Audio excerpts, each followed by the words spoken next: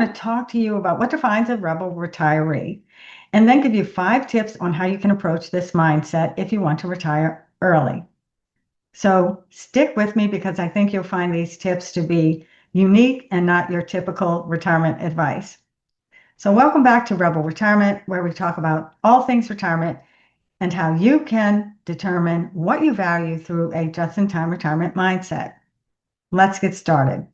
The 3 fundamentals of Rebel Retirement are to get out of debt, take charge of your health, and to be self-reliant. If you're independent, like being in charge of your own affairs, and don't want to fall into the trap of someone else's retirement plan, then you are perfect for being a rebel retiree. Perhaps you're already a rebel retiree or on your way to becoming one. So there are different ways to look at being a rebel retiree, but I ran across this quote by Jordan Peterson, and I do think it exemplifies the spirit of being a rebel retiree. Compare yourself to who you were yesterday, not to who someone else is today. So rebel retirement is for someone that is not wanting to or feeling the need to live up to the Joneses, somebody that can chart their own course, somebody with that independent spirit and is wanting to retire earlier without thinking that they need to have $1 million in the bank or they've got to follow every little typical retirement plan that we see posted all over the internet and recommended by financial planners. In 2005, David and I threw caution to the wind and left the life we knew in the suburbs of New Orleans to embark on our early retirement journey. I was 49, David was almost 50. The decision to relocate came after we decided to have 2 more children in midlife after 19 years. No, we're not a blended family. All of our children are biologically ours. Some people thought we were nuts. People thought we were crazy because we were very near empty nesters. We had our 19-year-old at home and, people were like, why would you have 2 kids after such a long period of time? And we had done some traveling out west. And so we decided, you know what, if we can have these 2 kids and start another family, we could do anything. So that's when we set our sights on moving and early retirement. It took us 18 months to sell the house. Then we paid off our debts, and with the proceeds, we headed to Northwest Montana. We didn't have large sums of money to do this, but we wanted a new and improved lifestyle. So David took some jobs and also worked part-time after collecting Social Security. So one might call that semi-retirement, although it's quite common these days for people to work part-time for extra income or to boost their retirement savings. Not to mention people in law enforcement jobs, the military, firefighting, and other types of jobs will retire early and then continue on with another occupation. So to say that one isn't retired is just really kind of a ridiculous thing to say because a lot of people work in retirement. So for us, these jobs provided income. They were 4 days a week and allowed for more freedom and allowed for us to plan for our future. So take a look at my video about working part-time in retirement. So here are my tips on how you can adopt a rebel retirement mindset if you want to retire early. Number 1, your job is not your life and your IRA is not your afterlife. Number 2, try to remember who you are and what gives your life true meaning and value. Number 3, you don't have to go to the job. You might choose to go to the job if it does presently serve a useful purpose. Number 4, after retirement, the job and the people at that job will be just as relevant to your life as high school is to your current life. Number 5, if you're married or have a partner, try to think back of how things were back in the days when you got together and try to become that person again. Think about the person you were then. Think about how you wanted to share your lifelong adventure. And as David says, your kids can go on adventures and you can too.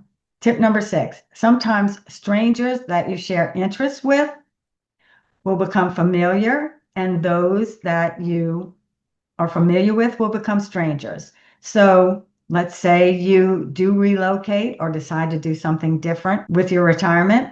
You may have common interests with the people that you run across, whereas the people that you're with in your present situation, maybe you will lose interest with them. Maybe life has become stagnant and you will move on from that.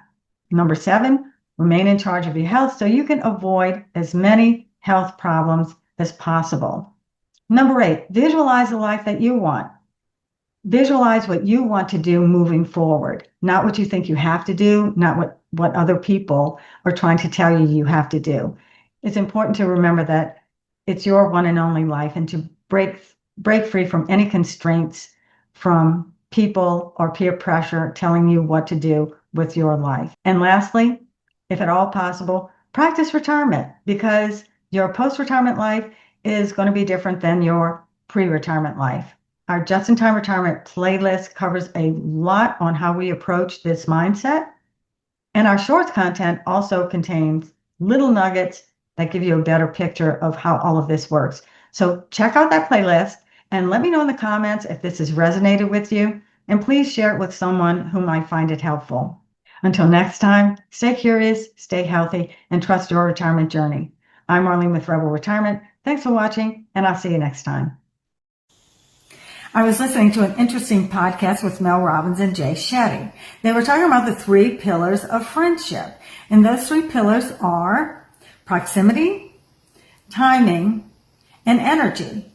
So number 1 is proximity. That means that we need to be in the same space as other people to be friends with them and to make friends. So if we're not in that same space, it's going to be difficult to make friends or to maintain friendships. And evidently, we need about 70 hours of contact time to make a casual friend and 200 hours of contact time to make a good friend. So that's why so many of us don't have friends or maintain the friendships that we once had, maybe like when we were children and we were always at school with the same people or playing in the neighborhood with the same kids. And number 2 is timing. And what that means is that there's a certain time that we can be friends with people.